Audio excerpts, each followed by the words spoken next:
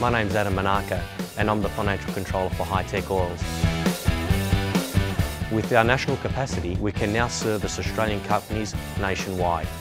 Of late, we have now expanded into the New Zealand market. Here at Hi-Tec Oils, we receive premium base oils and premium additive packs. Together, with our highly trained staff, we manufacture over 500 premium quality products. Hi-Tec Oils is Australian made and Australian owned.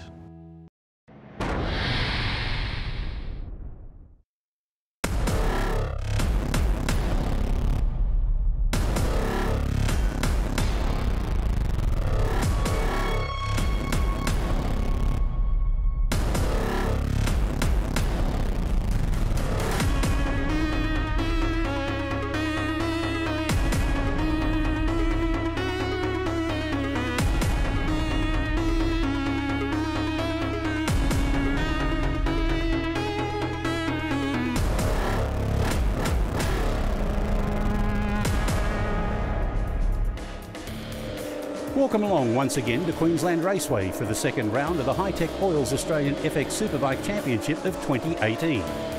Previously, we brought you all the action from the bikehaggle.com.au Superbikes and the Patrice Dampers Supersports and AM Sports 600s. Today, we feature the major support categories and we commence our coverage with the Shock Treatment 400 Supersports. After receiving some early season education in bike preparation from setup specialist and legend Peter Campbell, KTM rider Keogh Watson currently leads the standings after a dominant opening round at Sydney Motorsport Park.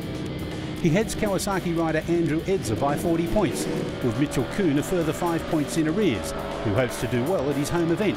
And the Shark Leathers rider caught up with Becky Lamb a little earlier. Yesterday was a big day for this guy. Mitch Kuhn, you came off yesterday and you still managed to have a really successful afternoon. Talk us through it.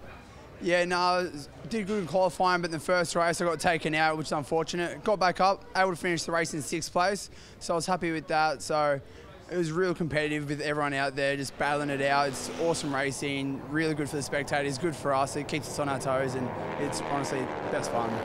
Now, you came away with a few podiums yesterday as well, one podium as well. Now, I want to know how competitive this class is. I know that you came off, you still came 6th, so you're obviously very good at this, but how good are the other guys as well? No, honestly, the whole front group is just so competitive. The 2 KTMs there, just speed demons, you know, so it's hard keeping up with them. Then a bunch of us is just battling it out. Every corner there's a new leader, so it honestly really is competitive. It's battling all the way through to the finish line. You don't know who's going to take it out. Well, Mitch, you're absolutely right. The competition in the Shock Treatment 400 Supersport is extremely close, and picking a winner from this quality field is near impossible. Speaking of which, they're warming up for the opening Sunday race on our schedule, and here's how they're going to line up. Keogh Watson will start from pole and has Kyle O'Connell, Jared Brook and Dan Thomas alongside him. On the second row, we have Mitchell Kuhn, Andrew Edzer, Jason Whitehead and Ryan Dadd. Row 3 consists of Brendan Watson, Damien Langford, Robert Penman and Lionel Bennett, with Jared Cooper, Kurt Johns, Andy Stagg and Craig White completing the 4th row.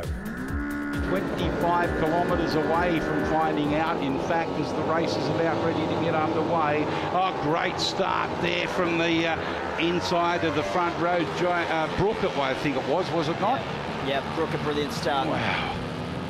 Out of there like a startled gazelle, wasn't he? Absolutely, rocketed off the line. Reaction time is a very key ingredient of getting a standing start right, and Brooke was a great exponent of it, but already under pressure from Watson as they hit the back straight. Yeah, Keogh Watson got a good start as well and has managed to maintain that momentum.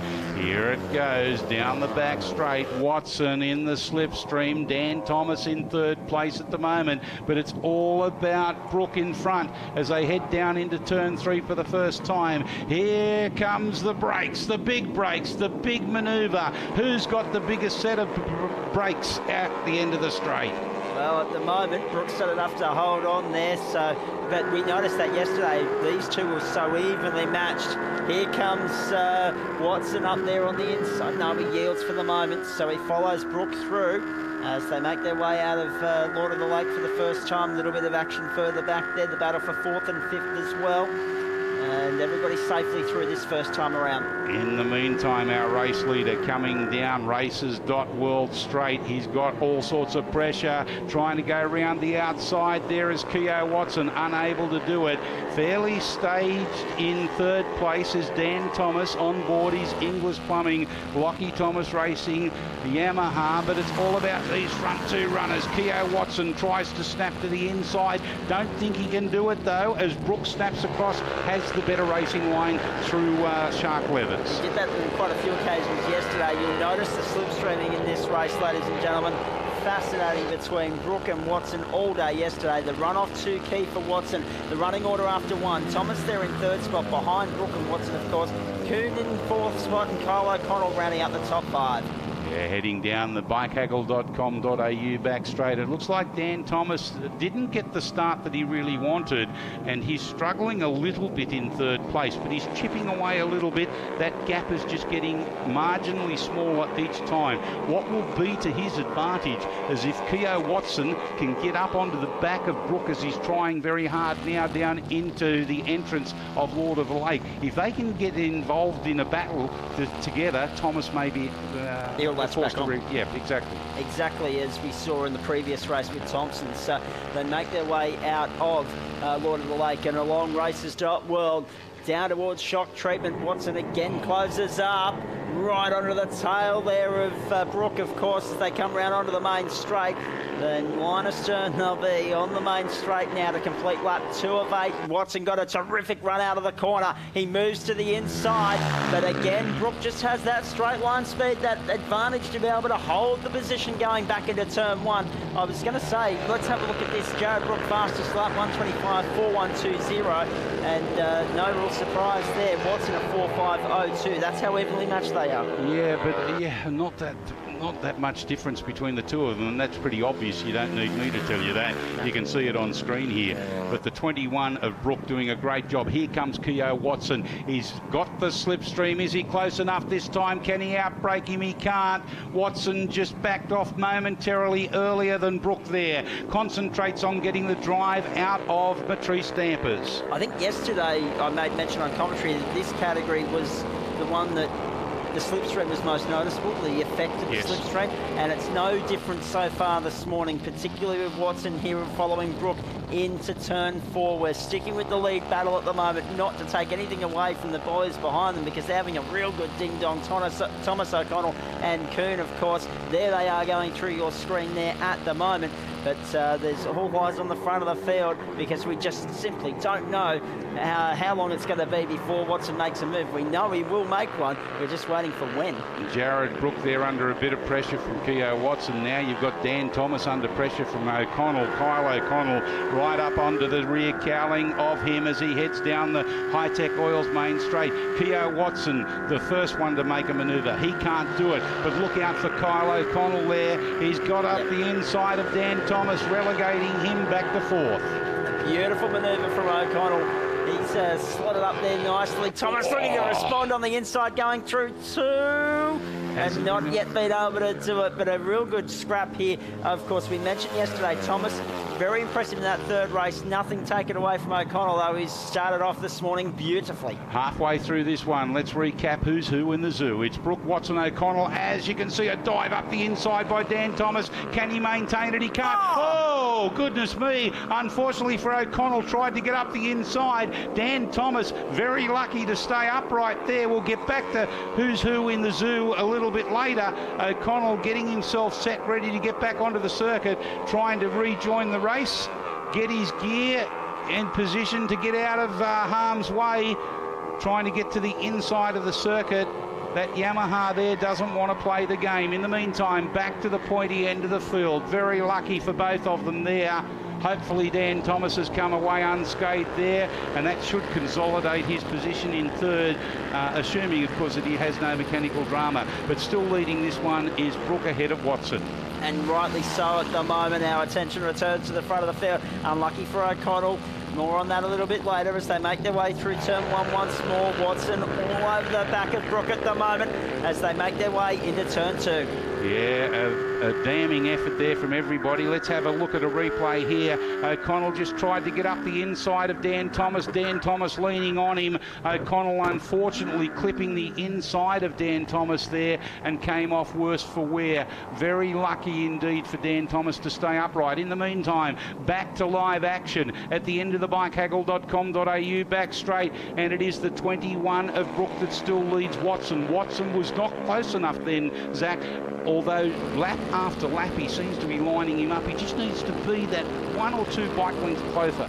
Well, that's exactly right. He seems to be edging inch by inch, just that little bit closer as the laps go by. But Brook doing a fabulous job to hold that lead at the moment through Lord of the Lake onto the Racers World Straight here at Queensland Raceway. Brook leading by 0.13 of a second at the moment. It'll be probably about the same margin when they get back to the line. It'll be the end of lap 5, 3 to go. Fastest lap of the race so far. Brook on that 4th lap, 125.0892. Yeah, in the meantime, though, what Keogh Watson on board the Silverline Gears Racing C&M Motorcycles self-storage KTM needs to do is concentrate from here.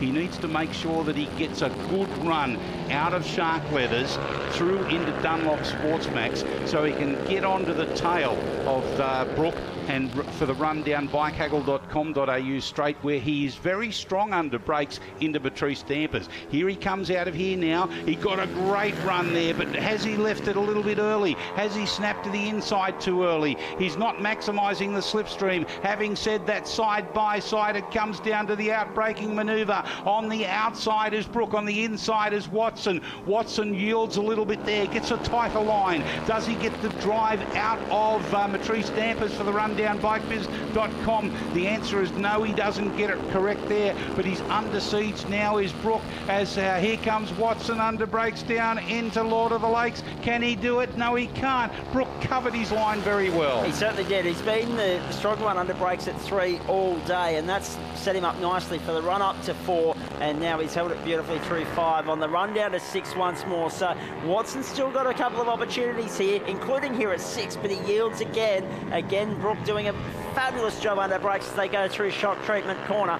Back onto the main straight, 2 laps, 6.24 kilometres to go, and it's Brook leading Watson by about 2 bike lengths at the moment. Click your finger, that's all it is, 1/4 of a second. And the last time by lap 5, that was lap 6. On lap 5, Brook renewed his fastest lap of the race, 124.8096, and Watson did his PB as well. So they're so evenly matched at the moment that we've not seen more than 1-2 bike lengths separate them at any point in this race. Another terrific run by Watson off 2. This time he has a real sniff up on the inside. But what will Brook be able to do under brakes? Will he be able to hold the line and hold the lead, or will Watson dive? No, again, backs out of a little bit earlier than Brook, and Brook holds the position and the lead as they go out of 3. So again, just what he's been able to do under brakes has helped him immensely in this race, and he's been able to hold Watson at bay. Well, I think Keogh's father, Ken, will be counselling Keogh after this one, saying out of turn 2, Dunlop Sportsmax, get a better run behind him. Don't snap to the inside so early. Maximise the drafting ability that you've got, and that will help you under brakes down in turn 3. Slower rider there, unfortunately balking Keogh Watson momentarily. He needs to put that out of his mind and concentrate again from here on in to turn 3.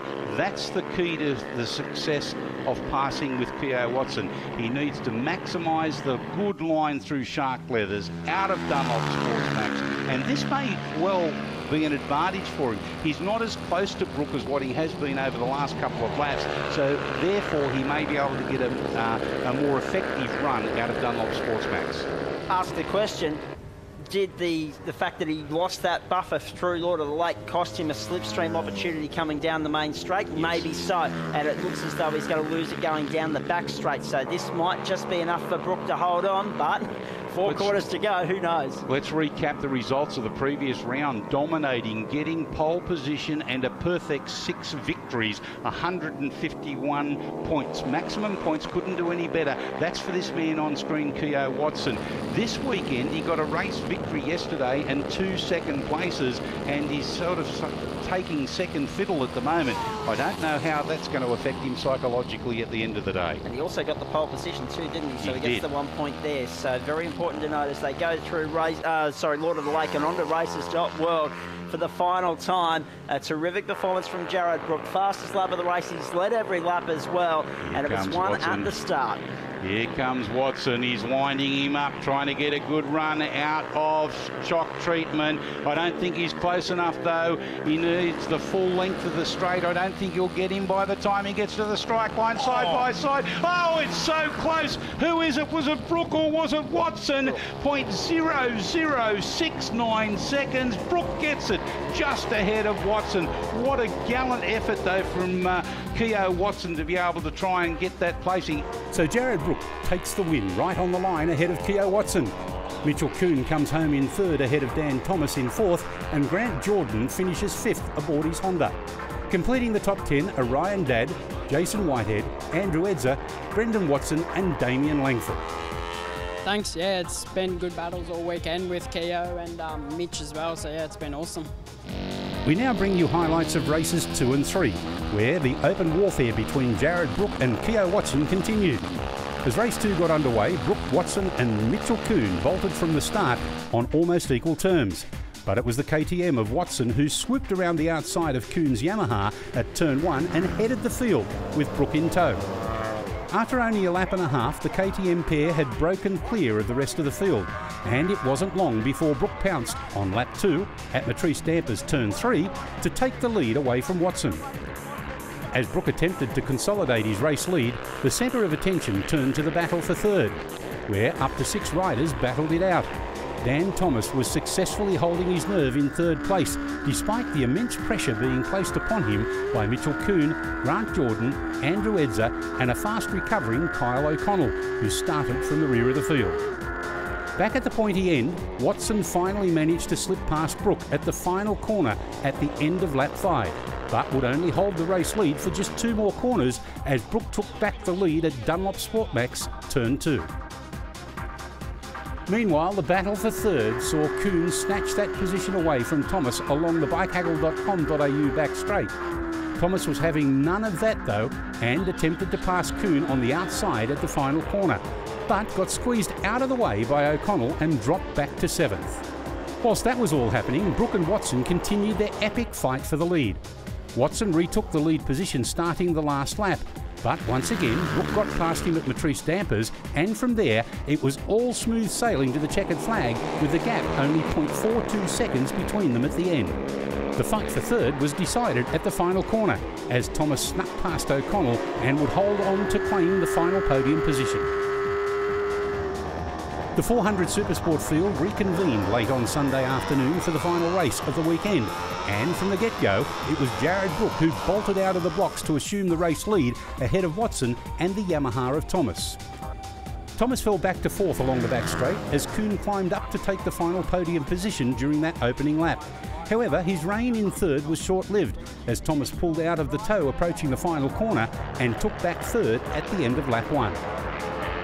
The Yamaha duo would then trade blows in their fight for third, oblivious to their opposition behind them. But whilst that was happening, Brook's almost perfect weekend came to a crashing end on lap 3, exiting Lord of the Lake, where the front end simply fell out from under him. The crash put him out of the race and handed the lead to Watson unopposed. Brook's demise also saw the battle for third become the battle for second. On lap 5, Edzer and his Kawasaki Ninja 300 shot past Kuhn, negotiating Matrice Dampers to claim third place. But a poor run down Bike Biz saw him drop back to 4th as Kuhn reclaimed that spot at Lord of the Lake. 2 laps later, third place became second when Kuhn roared past Lockie Thomas's Yamaha at turn 1. That was until Edzer pulled out of their tow to claim second at Matrice Dampers on the penultimate lap and briefly held that spot until Kuhn clawed his way back 1 corner later. And much like race 2, it went down to the final corner on the final lap as Kuhn and Edzer squabbled for second. Thomas carried plenty of momentum to force his way past and claim second place. At the front though, Watson and his KTM took out the final race of the weekend ahead of Thomas, with Kuhn holding on for third. Dad had my pit board out, so I knew I had a fair gap, but yeah, I was just sort of maintaining the lead, not risking anything, because it was unfortunate to see Jared go down after he'd pretty much been dominant all weekend. I couldn't get the better of him, so it's a shame for me to win it like that. But yeah, in the end, I've sort of tried to be there all weekend, so it's not bad for a 3-year-old bike. So yeah, I'm pretty stoked with that. We have more on-track action to come after the break as we bring you the exotics of the FX Pro Twins, Nakedbikes and Supertwins 700s, so don't wander too far.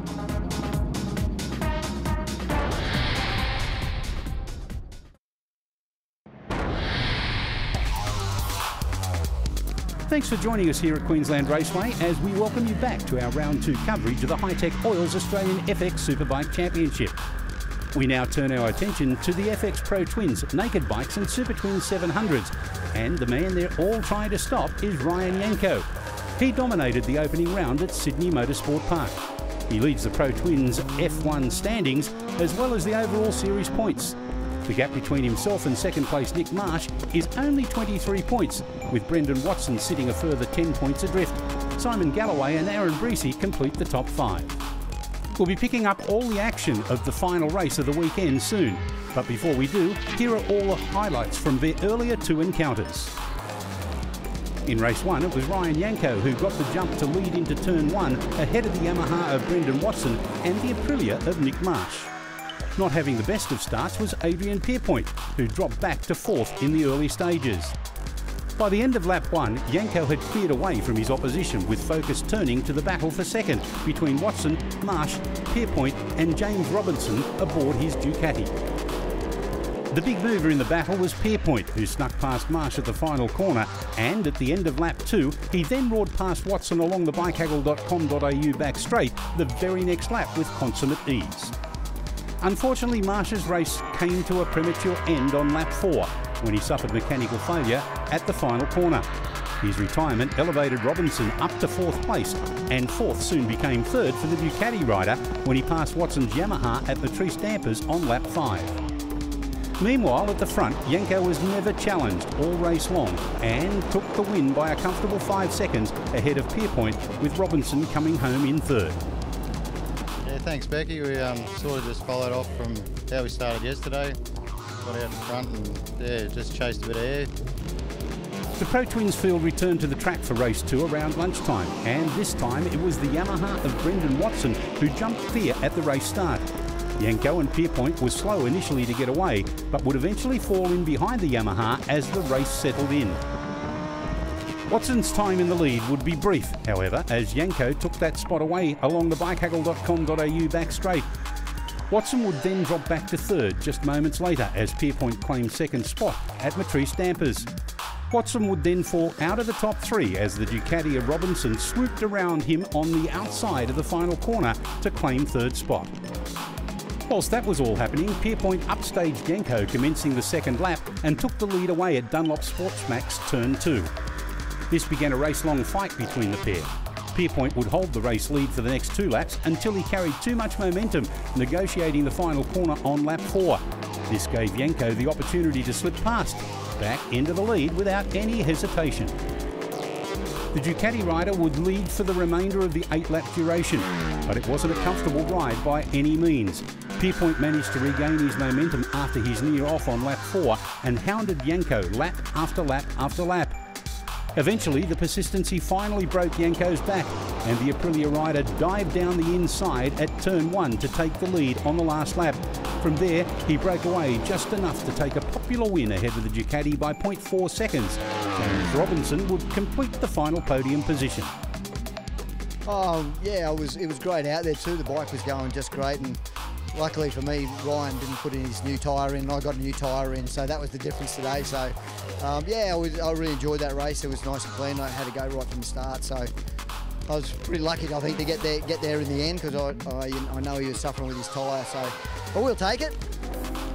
And so here is the grid for the 3rd and final Sunday race for the FX Pro Twins and Nakedbikes. Adrian Pierpoint will start from pole position, and joining him on the front row are Ryan Yanko, James Robinson and Aaron Breesy. On the 2nd row we have Brendan Watson, Nick Marsh, Aaron Smith and Steen Walsh.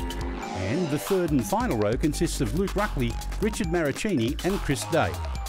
We just saw Adrian Pierpoint there put the thumbs up to Ryan Yanko, who nodded to him and waved to him. So all camaraderie out there, and the starter's hands, away we go. Pierpoint gets the best of it. He's got the whole shot this time. I don't think Yanko can get up the inside of him, can he? No, he can't. So Pierpoint it is that leads through shark leathers on the run down to Dunlop Sports Max. Interesting to note that, as we're saying, two different classes for our top two bikes.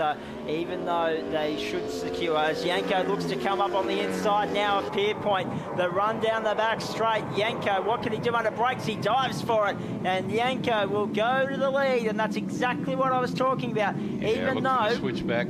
Oh, Pierpoint tries to Yanko does enough to hold the position for the moment on the run of the corner. As I was saying, they win their outright classes if they stay where they are. Sorry, their class, but in terms of outright position, getting to the flag first and bragging rights, it's all to play for. Yeah, Yanko there getting very squirrely under power on turn number 3. Just getting that rubber a little bit not quite hot enough at the moment. And I thought he was going to come unstuck. Got a problem there for one of the riders going off onto the infield. Just missed who that was. They're down towards the lake area on the outside of board of the lakes. Of the lake, I should say, parking it up against the tyre barrier in safe conditions. Yanko, Pierpoint, Marsh, Watson and Robinson at the end of lap 1. And a good considerable margin from Yanko back to Pierpoint, 0.6333 of a second. So he's in control at the moment. So not only did he get to the front, but he's also accelerated on that and built on it. So he'll be hoping to continue that across the course of the race, although I don't think we've seen the last of Pierpoint just yet. Brendan Watson under siege there from, I think you'll find it's Robinson on board machine number 88 and Breesy on 58. They're all up there in the fray, battling it out for the minor placings of 4th, 5th and 6th respectively. And Marsh just a handful of bike lengths up the road in 3rd, having a good start there in the opening 2 laps of this race. So they make their way through Lord of the Lake, what we affectionately call Snake Gully, of course, here at Queensland Raceway, and head up races.com straight here, sorry, races.world straight. Now I've done it as well, we're even. And they make their way back around onto the main straight one more time. 2 gone, quarter race distance, 6 laps to go. Robinson now in front of Watson as they head down the Hi-Tec Oils main straight to complete laps 2, now starting lap 3 of 8. A good battle for this minor placings. Personal best time put in a 1:13.05, the fastest lap of the race so far for Yanko on lap number 2. And obviously everybody else has put in their personal best lap because the first one was a standing start. That's exactly right. One of the great things about motorcycle racing is obviously the standing start factor, seeing who can get the whole shot and then seeing who has the pace to continue on with it as the laps go on. And at the moment, you'd say Yanko and Pierpoint are in a league of their own. It's 5.6 seconds from 1st to 3rd in this race. So Pierpoint himself has got a 4.4 second margin over Marsh at the moment. So you've got the 2 classes there. Of course, F1 and Nakedbikes 1 and 2, and the second of the F1 bikes in 3rd. Well, Ryan Yanko on board the Better Pork Kabuta 5 Gloves Racing Ducati 1299, leading Adrian Pierpoint on the Aprilia Tuono after Pierpoint got a lightning start. And I thought he was going to run away with this one, but to Yanko's credit, he fought back over the opening lap and a half and has now got a very dominant lead of 1.5 seconds over Adrian Pierpoint. Not as dominant a margin as we saw throughout the course of yesterday, but still enough to be comfortable at the moment for Yanko as they head down the back straight. Pierpoint doing all he can to stick with him.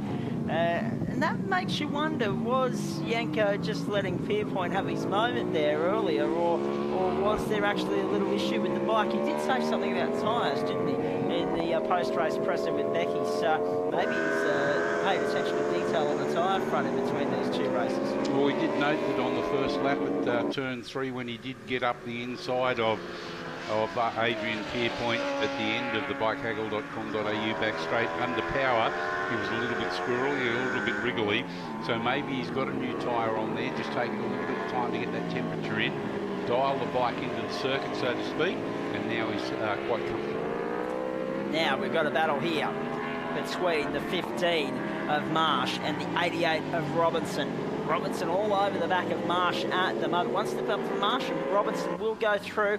Half race distance, 4 down, 4 to go. We start lap 5. Robinson holding on to 4th. Marsh the last of the podium positions at the moment. So this is a fight to see who joins Yanko and Pierpoint, should they stay where they are on the podium at the end of this one. A very good performance so far from Marsh. Yeah, well, you can see that a 1:15.8 versus a 1:15.7, so they're very close together. But it looks like Robinson is just chipping away from Marsh at the moment. Likewise, though, Marsh is doing enough to hold off the challenge of Robinson. Will he be able to continue that over the next 3 or 4 laps? We shall wait and see. It's been incredible. Robinson's been, from yesterday to today, Robinson's been the improved performer as far as I've been concerned, and I'm sure you probably will have an opinion on that. Oh, I agree. Marsh and Robinson still fighting over those positions, whereas yesterday it was Marsh and Watson. So Watson's lost ground today, whereas Robinson's gained as they go out of Lord of the Lake onto the Races World Straight and on the way down to turn 6 now. This has been a terrific performance from Robinson, who's now all over the back on the outside line of Marsh, but Marsh with that tighter inside line holds 3rd spot for the moment, but I'm sure he senses that Robinson is right there ready to pounce. Absolutely. On board the Superbike Source GTH Equipment Roofing S-Market Mead Signs Wagner Group Services Aprilia RSV4 is Nick Marsh, and he's holding off the challenges of James Robinson on his Ducati 1199. This is the battle for 3rd place that we're looking at. Right behind them, Brendan Watson, who is a part and parcel of the ProWorks Blaney motorcycle entourage.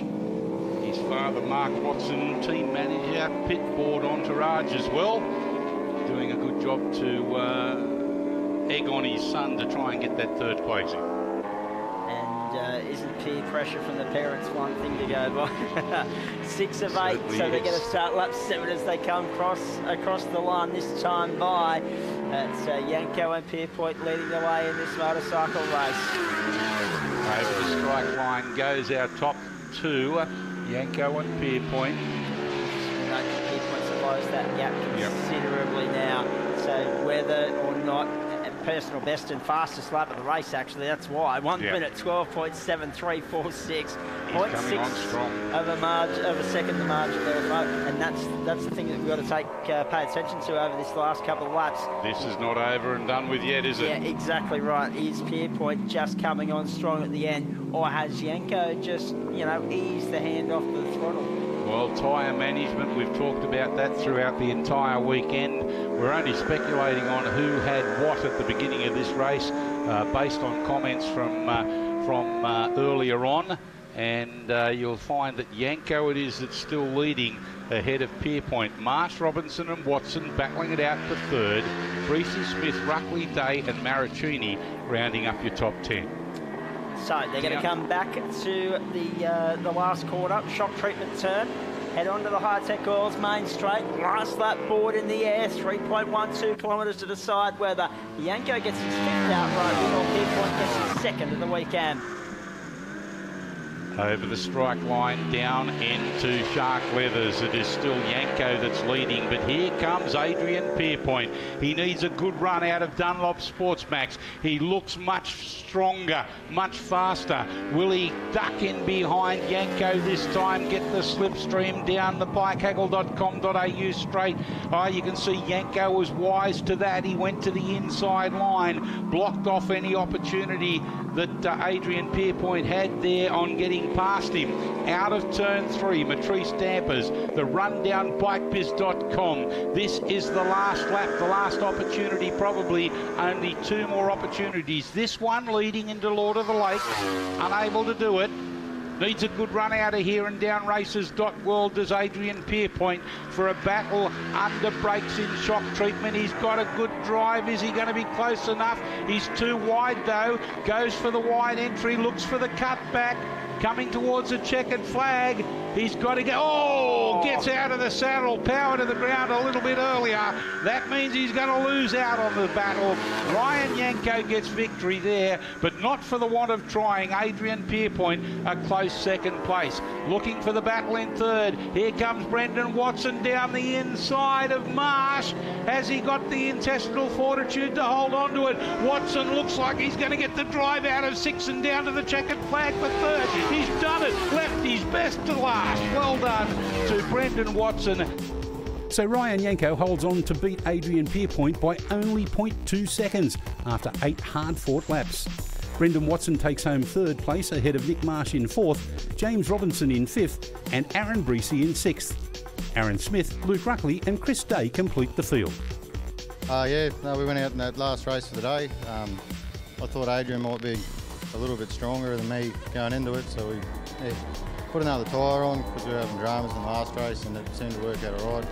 Fortunately, I was able to hold him off for the 7-8 laps that we had. So. Now it's time to take a look back at the AmSport 600 standalone race, which forms an integral part of their championship that runs concurrently with the Matrice Dampers Supersports. Garth Graves was the dominant figure in the AmSport 600 class all weekend and immediately got the jump to quickly clear away from fellow rider Oscar Davidson and Sydney-sider Brian Bolster. By the end of lap 1, Graves had opened up a 2-second gap over Davison, and such was his pace over his opposition, it was easy to see why he was in complete control of the class, even with the settling sun late on Sunday afternoon. As Graves continued to clear ahead, the focus turned to the battle for second, third and fourth between Davidson, Bolster and Matthew Franco. The trio stayed within close company of each other for the opening 3 laps before Bolster got excellent drive out of Matrice Dampers turn 3 on lap 4 and carried it through to Lord of the Lake turn 5 where he passed Davidson for second place. But Bolster's grip on second only lasted for 1 lap before Davidson dived past him at Matrice Dampers. Not content to stay in third, Bolster attempted to do the switchback on Davidson 3 corners later and almost pulled it off. He wouldn't need to wait long though, as he shot past the Suzuki rider into second at Lord of the Lake with 2.5 laps to go. Davidson would try to reclaim second on the final lap by making 2 further attempts on Bolster. Firstly, he tried to go round the outside at Matrice Dampers but couldn't find a way past. Then he tried to slingshot past him on the outside at Lord of the Lake but was quickly cut off by Bolster and lost momentum, allowing Franco to jump into third. Out front, Graves was too good and took the race win with Bolster home in second and Franco in third. I'm knackered. I'm absolutely stuffed. It's been a long weekend, but yeah, great to finish it with a win. No, pushing the whole way. I'm not flexible enough to see behind me, so I had no idea where the guys were, so I just had my head down and just kept pushing the whole race. Well, we still have plenty more to come here at Queensland Raceway. On the other side of this break, the Racers.World Formula Oz class hits the tarmac.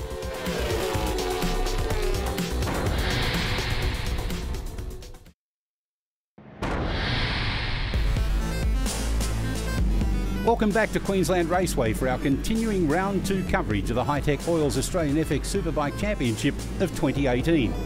We now move on to the Racers.World Formula Oz class, which is open to B, C and D grade riders. It's the run what you brung class where almost anything goes as long as it passes scrutineering.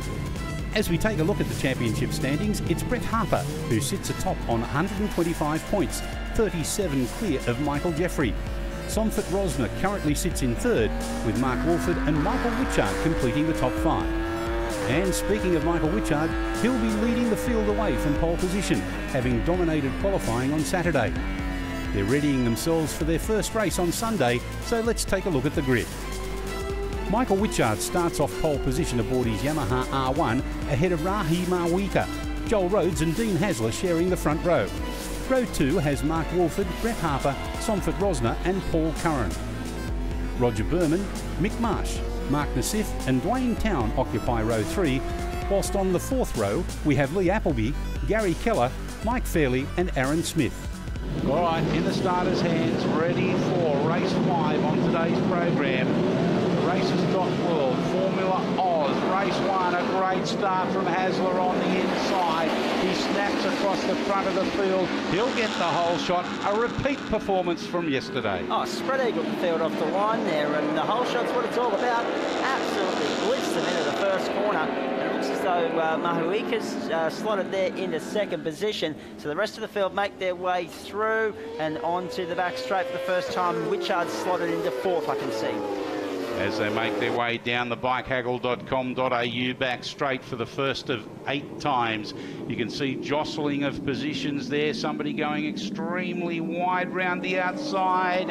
Almost outbroke himself, but he managed to keep it on the black stuff, and that's the most important thing. I'm feeling that might have been Witchard. Yes. At turn 3 there as they head up towards races.world through bikebiz.com.au into races.world, sorry, into Lord of the Lake and then to races.world as they make their way through. This is the first lap.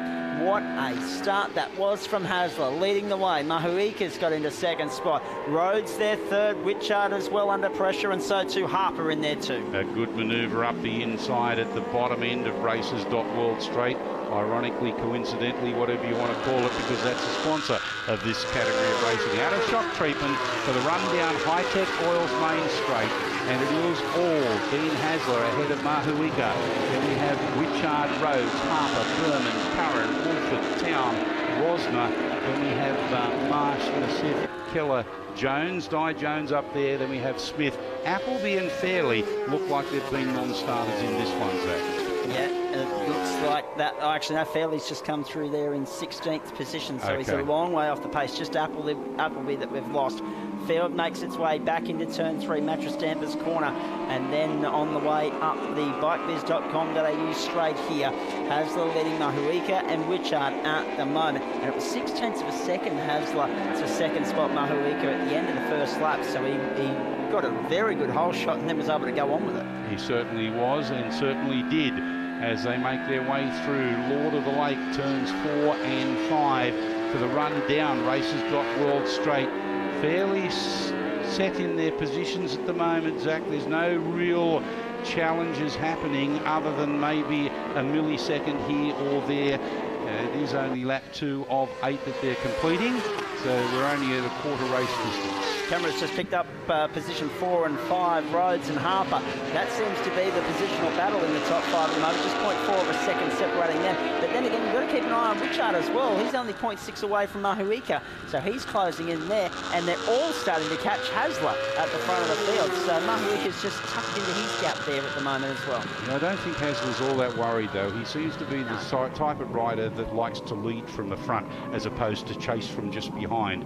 And having said that, momentary mind lapse there in concentration, outbroke himself, and that's allowed Mahuika to get momentarily up into first place, but not for long. Hasler answers the call straight away. Yeah, absolutely. Roared back up on the inside, and now Witchard's giving Mahuika a real hurry up as they come through turn 5. So watch for Witchard when we get down to 6. Will he be close enough to have a crack? Yes, he will be. Will he make the move?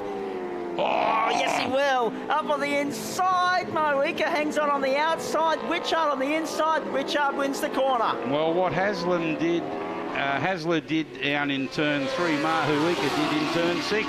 Both of them outbroke themselves, went too wide, and this time Witchard now gets up into second place, as you said. And a very good manoeuvre from him as well. He's got the fastest lap of the race on lap 2, 1 minute 12.7983 at the moment. Brought the gap back down to 0.48 of a second between himself and Hasler, and he's out after him at the moment. So he closes in here nicely to Witchard, but he's not going to be close enough just yet to have a crack, is he? No, he'll tuck him behind as they go through the Mattress Dampers corner. Rhodes sitting back there in 4th spot, well out of this battle. He was right in the thick of it yesterday, but these top 3 have left them for the moment. Hasler, Witchard, Mahuika, status quo as they head down to turn 4.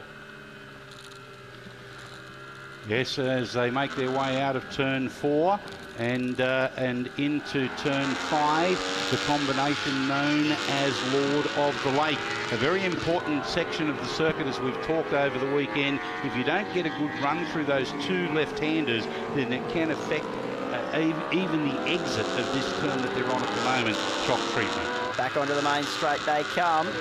and every corner so important here, as you've correctly pointed out there, Lance. Witchard, oh, he had a look, didn't he? And now Hasler knows that he's there, so whether Hasler winds the wick up a little bit or not remains to be seen. Witchard again just tucks the nose out there and reminds Hasler I'm here as they go through turn 2. A little bit of a wider line coming out of 2, but watch the draft, watch the slip. Oh! Big handlebars slapper moment there. Shimmy, shake there from Witchard. But it didn't worry him.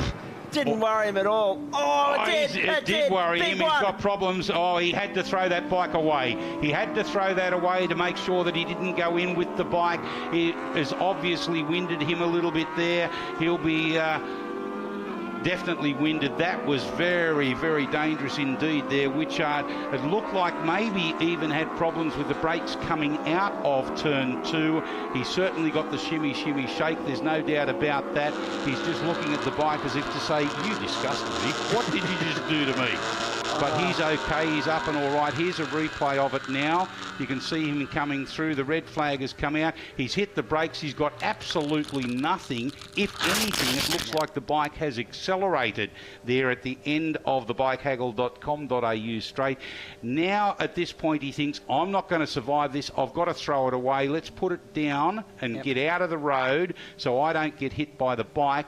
And that's good presence of mind there. A little bit of luck as well. But the bike going out to the right-hand side, hitting the tyre wall there and bouncing back again has certainly been to his advantage. Will it be a repeat of the performance of Hasler on the start? Oh, a little bit of movement on the second row. I tell you what, that may come under scrutiny from our officials, not wanting to preempt it at all, but it looked like there may have been a little bit of movement on row 2. In the meantime, though, deja vu. Hasler it is that got the whole shot. Yeah, and this time from the outside. It was on the inside at the first start from P4. So Hasler started off beautifully again. Mahuika has followed him there down the back straight and already on his tail, looking to make a move up on the inside and very deep under brakes. But I think Hasler might have enough to just hold on here for the moment as they go through Matrice Tankers. Oh, a couple of them getting a little bit too close for comfort. One rider putting his hand up. I don't know whether that was a gesticulation saying, get out of here, or, oops, I'm sorry.